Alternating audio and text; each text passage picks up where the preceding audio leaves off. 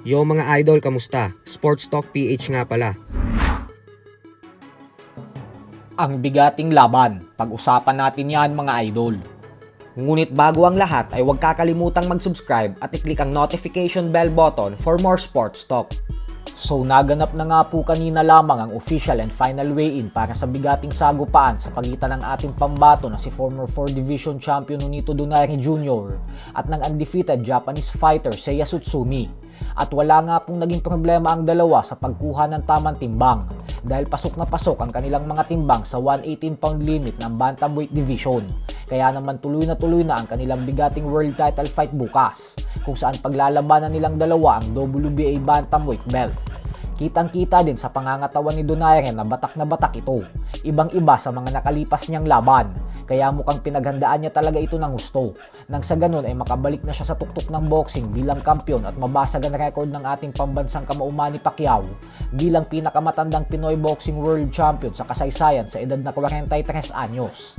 Kaya suportahan po natin si Donaire sa laban niya na ito, lalo pat hindi po talaga ito magiging madaling hamon para sa kanya nang dahil sa wala pang nakakatalo sa hapon na ito. Ganun pa man ay manalo man o matalo si Donaire ay wala namang magbabago dahil sementado na ang kanyang legasiya bilang isa sa pinakamatibay na fighter sa buong kasaysayan ng bantamweight division. Dahilan kung bakit isa siyang future first ballot International Boxing Hall of Famer. Samantala, nagsalita na din nga po ang mismong trainer ni Canelo Alvarez na si Eddie Reynoso patungkol sa usap-usapang rematch kontra kay Terence Crawford.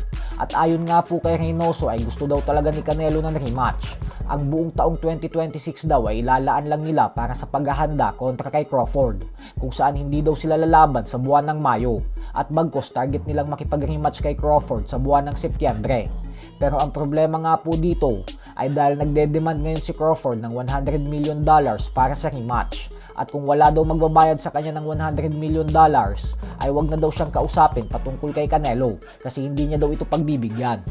Samantala, dahil nga po malapit na tayong mag 1 million subscribers sa YouTube, kaya naman magpapag-giveaway tayo ng 5 authentic NBA jersey.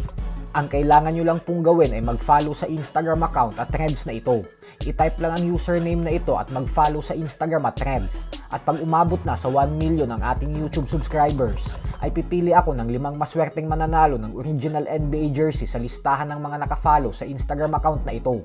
Paalala lang po na dapat parehong nakafollow sa Instagram at Threads para manalo. Ako po mismo ang magme-message sa 5 lucky winners at ipapakita natin sa video ang pagkakatanggap nila ng mga NBA jerseys. Maraming salamat po. Sports Talk PH, kakaiba ang laban ng mga Pinoy, lakas at